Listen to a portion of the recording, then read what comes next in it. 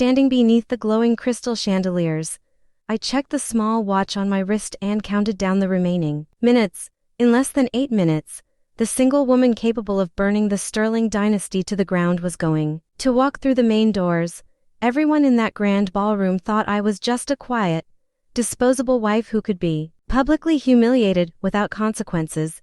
They believed I was trapped, broken, and completely powerless against their vast, generational wealth. But as I watched my husband laugh with politicians, I knew they were stepping directly into a trap of their own making. The Sterling estate in Greenwich was designed to hide rot beneath expensive marble and endless vintage champagne. My husband, Thatcher Sterling, stood near the center of the room, radiating the kind of arrogance that only money can buy. Next to him stood Sloane Whitmore, glowing in a deep crimson dress while resting her hand on his arm with deliberate provocation. Watching from her plush chair near the head table was Cordelia, the cold matriarch who viewed me as nothing more than an unwelcome stain on their family crest.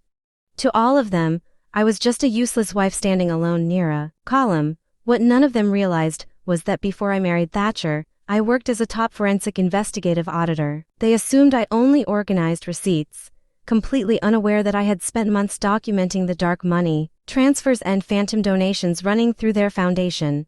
My husband had spent the last year planting stories in the press that I was unstable, hoping to discard me without losing a dime of his fortune. Sloane crossed the floor toward me, her heels clicking against the polished floor as she prepared to stage a scene in front of dozens of high society guests. Sloane stopped right in front of me, smiling with fake sweetness while her acrylic nails dug hard into my wrist. She spoke loudly, enough for nearby guests to hear, suggesting I leave the stage gracefully rather than making things difficult for everyone. I did not pull away or raise my voice, simply telling her that she was gripping my hand too tightly. When she clamped both hands over mine and claimed I was shaking with distress, Cordelia rose from her chair to join the spectacle. The entire room fell quiet as the matriarch marched over, eager to deliver the final blow to my reputation. Cordelia stopped before me and declared that I had entered their family with no money, no name, and zero gratitude. Thatcher stepped closer, pretending to act as the reasonable mediator while allowing his mother to do the cruel work. He looked at me with cold satisfaction, convinced that this public humiliation would force me to surrender everything. Sloane leaned in and whispered in my ear, asking if I finally understood my place. I kept my face completely still, recording every single detail, every watching guest, and every camera angle, knowing that the truth required both witnesses and proper timing. Without warning, Cordelia raised her palm and struck my face, the harsh slap ringing across the silent ballroom. My head turned from the impact, and the skin on my cheek burned under the warm chandelier light. Sloane parted her lips in mock shock, while Thatcher kept his face composed, barely hiding the dark pleasure in his eyes. I slowly turned my head back, meeting Cordelia's gaze without a single tear or sign of fear. Instead of the desperate begging she expected, I simply touched my stinging cheek, looked down at my watch, and noted that it was officially 9:16. Cordelia sneered, asking if I was checking the time while waiting for some white knight to come save my dignity. I looked her dead in the eye and replied that I was merely waiting for all of them to finish proving their complete lack of it. Thatcher stepped forward with a hardened face, telling me I had embarrassed the family enough and demanding we discuss things in private. When he reached out to grab my arm, I took a small step back, refusing to let him touch me. He looked at me with genuine surprise, realizing for the first time that my long silence had never been a sign of weakness. Sloane tried to regain control of the room by claiming that some women simply could not accept when they were no longer loved. I turned to her with cold pity, asking if she confused love with ownership, and whether she confused victory with an invitation to stand inside a burning building. Guests began whispering frantically to one another, sensing that the dynamic in the room had suddenly shifted. Thatcher forced a dry laugh, warning me that cryptic threats meant nothing coming from an abandoned woman who possessed no position, no money, and no allies. I remained calm, keeping my eyes fixed on the front doors. It was 9:20, and through the glass doors, I could see to estate security guards frantically arguing with someone outside. Thatcher caught the movement and frowned, his arrogant composure beginning to fracture. Sloane tried to pull her hand away from mine, but I tightened my grip, holding her fingers firmly in place, so she could not flee the scene she had created. I looked directly into her eyes and told her that since she made a point of dragging me to the center of the room, she needed to stay for the finale.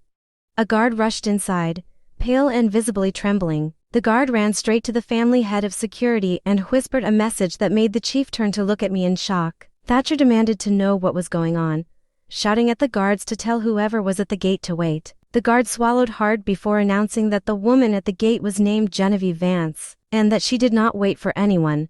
That single name echoed through the high society crowd like a strike of lightning, causing hedge fund managers to freeze and politicians to go dead silent.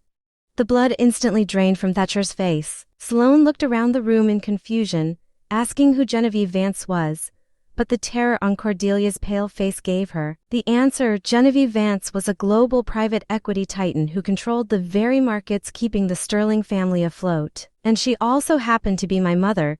I had kept my relationship with her hidden for years to protect my financial investigation into Thatcher's empire. Thatcher stepped closer to me, his voice dropping into a desperate whisper as he asked what I had done. I looked at him calmly and replied that I had simply waited for them to expose themselves completely. The massive mahogany doors swung open wide, and two sharp security officers stepped inside to clear a wide path. Behind them came 3 top corporate defense attorneys carrying dark briefcases, followed by my mother walking in an impeccably tailored white suit. The entire room seemed to shrink back under the weight of her presence as she walked and hurriedly toward the center of the floor. She did not look at the art, the guests, or the fortune around her. Her eyes locked directly onto the bright red handprint marking my cheek, and the room temperature seemed to drop instantly. My mother stopped in front of me, gently raising her hand to brush her fingers against my stinging face. She looked at me and said the word daughter softly, her voice carrying across the silent hall with absolute authority. Cordelia reached for her diamond necklace as if she were suddenly short of air, while Thatcher stared at me with pure horror. Sloane took a hesitant step backward, stammering out a question about who I really was. My mother turned her gaze toward Sloane, confirming that I was the sole heiress to the Vance estate and the lead forensic auditor on their federal fraud case. Thatcher tried to speak, attempting to frame the situation as a minor family misunderstanding that could be settled behind closed doors. My mother looked at him without blinking, explaining that family matters end in private conversations, but public assaults and financial crimes end in federal indictments. She handed me a sleek leather folder filled with the legal documents that would officially dismantle their empire in court the following morning. For the first time in his life, Thatcher stood, drenched in sweat, completely unable to use his family name to escape the reality crashing down on him. I held the folder tight against my chest, looking at Thatcher, Sloane, and Cordelia one last time as their world collapsed around them. I realized then that real power never requires shouting, boasting, or hiding behind an expensive surname. For 3 long years, they believed they were holding me captive inside their golden cage, completely blind to the fact that I was the one building the walls around them. As my mother and I walked out the main doors together, I did not look back once, leaving the Sterling dynasty to crumble in the middle of their own grand ballroom. If you enjoyed watching this elite family get completely destroyed by the one person they underestimated, hit that subscribe button and turn on all notifications right now. We post high-stakes betrayal, revenge, and drama stories every single weekend. Trust me, you don't want to miss our next story. Leave a comment down below telling me what you would have done in her place, and make sure to drop a like if justice was served.